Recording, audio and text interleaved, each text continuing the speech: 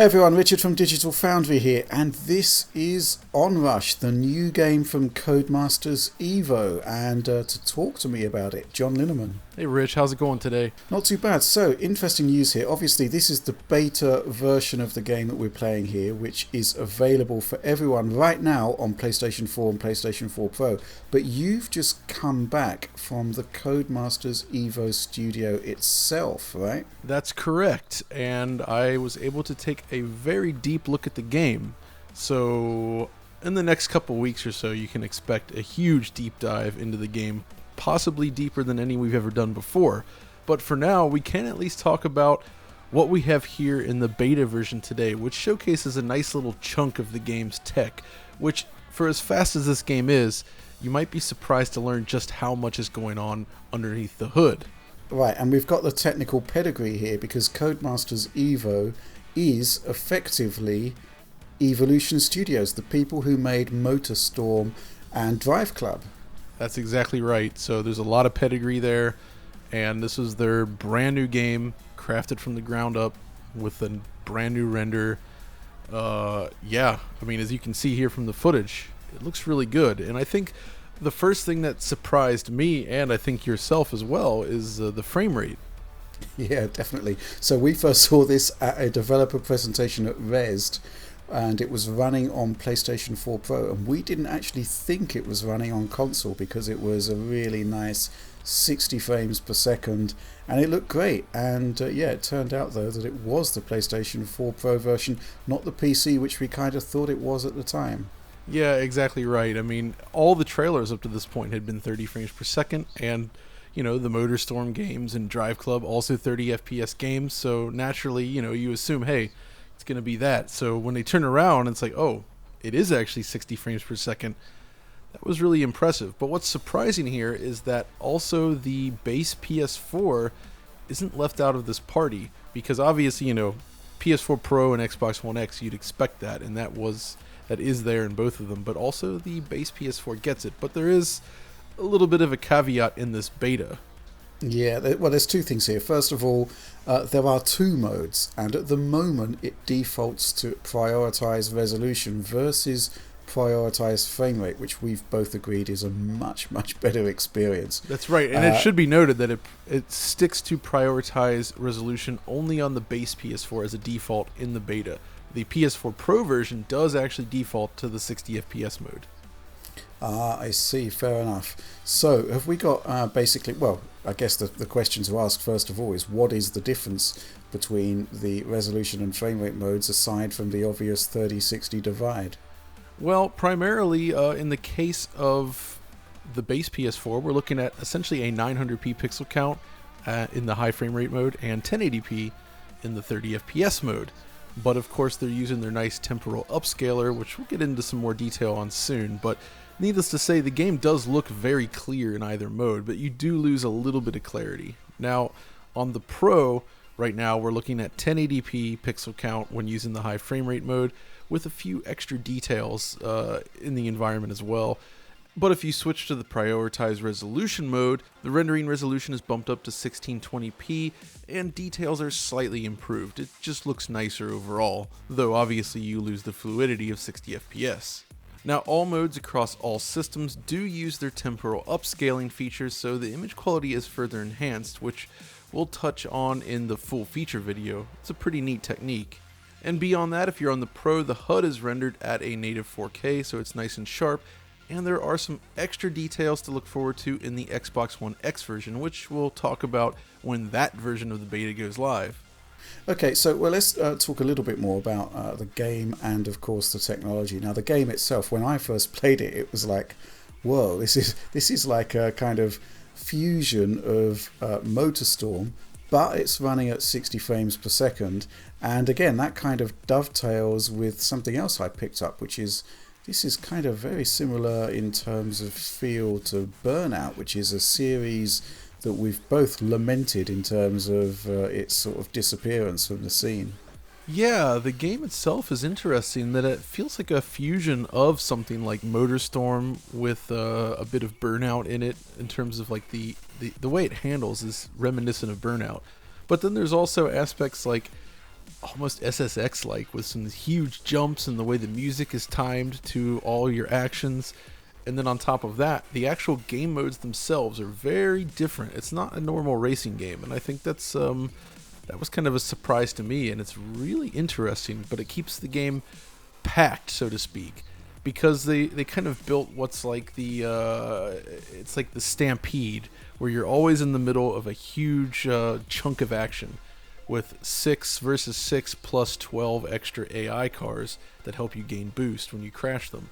So there's this chaotic element to it that looks really striking in motion. And I think that's what really, Evolution's games in the past, when they were Evolution, always had that sense of chaos going on. Like, you play in MotorStorm, and you see parts and vehicles flying all over the screen, and now there's just a lot more of them on screen at once.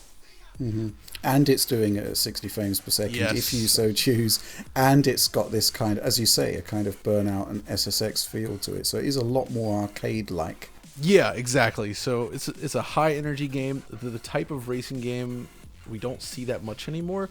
But it does have enough new modern ideas and concepts in it that I think it might hopefully find a nice audience just because of that kind of play. It does have some, the more character stuff. It's a little bit of a shooter feel in terms of just the way certain aspects are structured. But it works. Mm-hmm. So we were playing this multiplayer. I was on the base system, you were on the Pro. And basically the first question I asked you was, 60 frames per second, how much of it is baked? But it turns out, baked as in pre-computed, but it turns out that virtually everything here is dynamic. And that has kind of some big implications for the game progression. Yeah, that's right. Again, we'll get into all the details on how this stuff works at a later date, but basically they built out 4 seasons and all the different weather conditions, and everything it can cycle through a lot of this during gameplay. You see a little bit of this in the beta here because, for instance, this track here is running at night, but you can also race it during the day, at dusk, whenever, and it's kind of randomized in the beta. But there are more events, and it seems like the final game is going to offer a lot more in terms of being able to appreciate this sort of dynamic progression. And it's no small feat, I think, to implement such a thing in a racing game like this. Yeah, exactly. I mean, I'm really impressed with it simply because it is that fusion of 3 games that I really, really liked, and it has the 60 mode. I'm not, we're going to keep mentioning the performance side of things, but I think it is a kind of signature achievement on this. And as we said earlier, we did actually think it was the PC version when we saw the Pro version at Res. So actually seeing it and experiencing it, it's quite a feat, I think.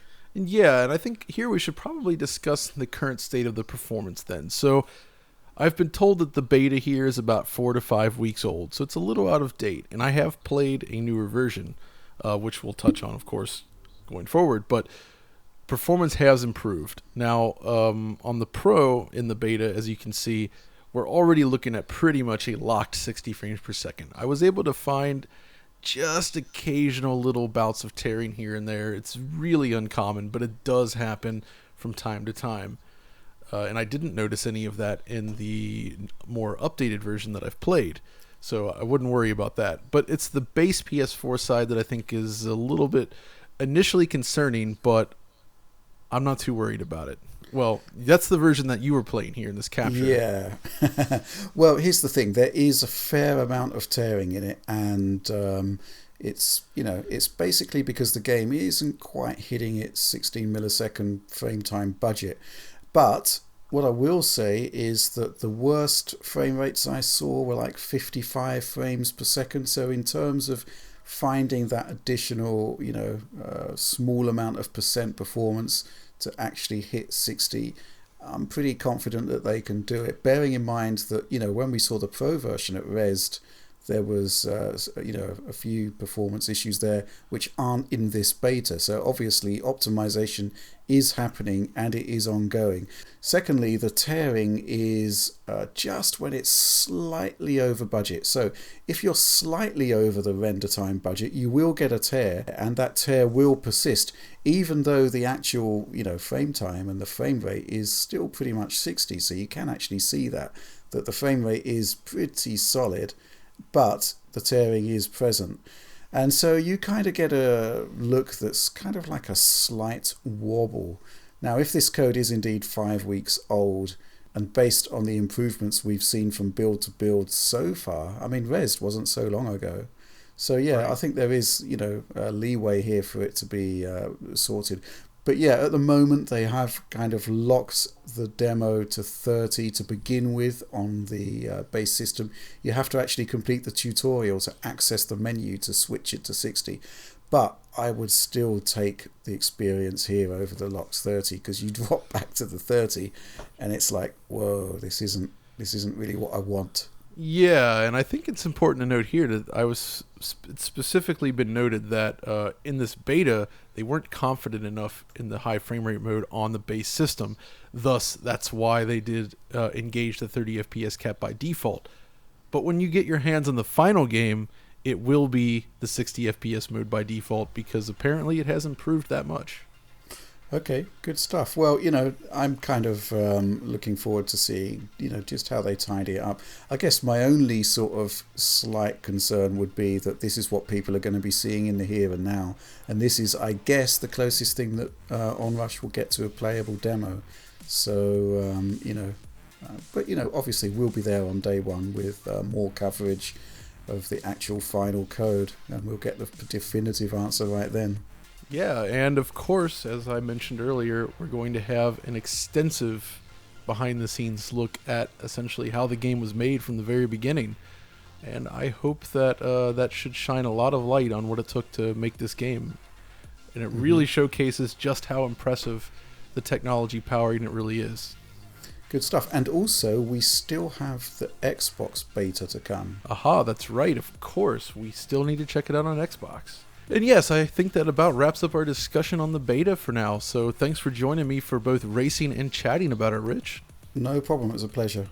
Wonderful. And if you enjoyed this video, be sure to give us a like, subscribe, and ring that bell up there in the corner, because that definitely helps out the channel a lot.